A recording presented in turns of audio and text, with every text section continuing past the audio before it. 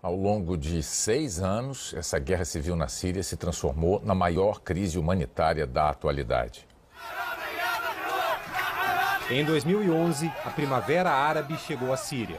A onda de protestos populares contra ditadores que já atingia Tunísia, Líbia, Egito, agora mirava também Bashar al-Assad.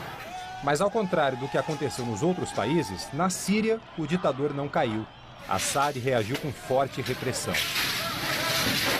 Parte da oposição pegou em armas. A Revolução Popular evoluiu para uma guerra que não parou mais. Mais de 400 mil sírios morreram, a grande maioria civis. 5 milhões de pessoas fugiram para outros países. Assad é um muçulmano da corrente alauíta, minoritária no país. Os grupos rebeldes variam entre os mais moderados e os radicais, e são na maioria da corrente sunita do Islã. Em 2012, a Síria admitiu pela primeira vez que tinha armas químicas. O então presidente americano, Barack Obama, ameaçou usar a força militar caso Assad ultrapassasse o que ele chamou de linha vermelha e usasse essas armas. Em 2013, a Síria ultrapassou a linha vermelha. Fez um ataque químico na cidade de Ghouta, que era controlada por rebeldes. Mais de 500 pessoas morreram.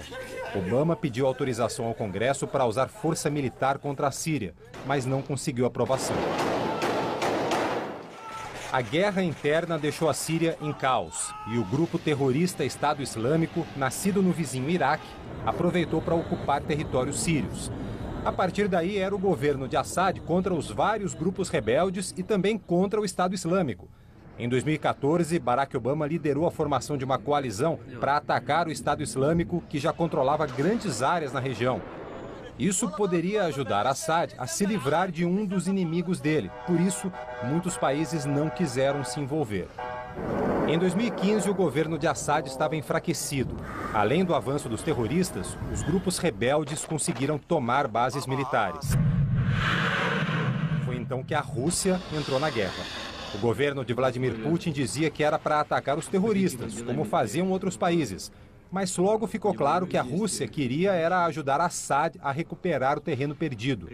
Até agora, os Estados Unidos não miravam em alvos do governo sírio. Lançavam ataques aéreos apenas contra os terroristas do Estado Islâmico e apoiavam os grupos rebeldes mais moderados para que eles atacassem o regime de Assad. Mas essa estratégia não funcionou contra o ditador. O que funcionou foi a estratégia da Rússia. Com a ajuda dela, Assad conseguiu permanecer no poder e retomar áreas que já tinha perdido. Na ONU, a Rússia vetou várias vezes resoluções contra o governo de Assad. A aliança com a Síria é antiga e vital para a Rússia no Oriente Médio, região onde a maior parte dos governos é alinhada com os Estados Unidos. Desde a década de 70, os russos têm uma grande base militar na cidade de Tartus, no Mar Mediterrâneo. Após a Segunda Guerra Mundial, a então União Soviética ajudou a Síria a desenvolver as suas forças militares e fez do país um aliado durante a Guerra Fria, quando disputava poder e influência com os Estados Unidos. O professor de política internacional explica que ainda hoje a Rússia disputa esse espaço com os Estados Unidos. Desde o final da Guerra Fria, a Rússia vem perdendo prestígio e influência no sistema internacional. E essas ações militares, seja na Ucrânia, seja na Crimeia, efetivamente, e agora na Síria, é uma forma, um trampolim para a Rússia demonstrar que ainda é um ator relevante, que ainda tem capacidade de atuar internacionalmente com força e de que qualquer movimentação importante nessa região necessariamente precisa da Rússia. Então, para a Rússia, não é interessante nesse momento a queda do Bashar al-Assad e ela certamente vai fazer as movimentações para impedir qualquer tipo de situação nesse sentido. E nesta sexta-feira, o mundo assistiu a mais um capítulo da tragédia dos refugiados sírios no Mar Mediterrâneo. Esses são rostos do que a Organização das Nações Unidas considera a maior crise humanitária desde a Segunda Guerra.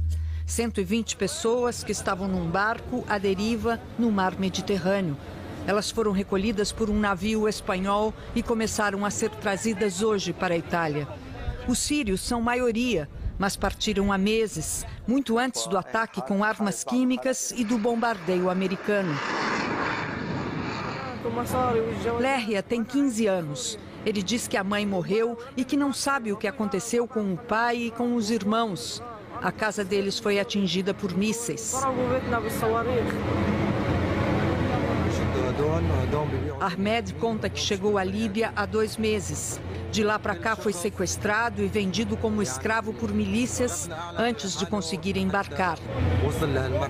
Quando chegar à Itália, num dos portos do sul, irá para um centro de acolhimento que abriga e controla os refugiados, quase como uma casa de detenção. Para Ahmed, Lerria e todos os outros, vai começar uma longa espera, sem nenhuma certeza de que poderão ficar em território italiano ou europeu. Mais de 5 milhões de sírios deixaram o país, quase 1/4 da população antes da guerra.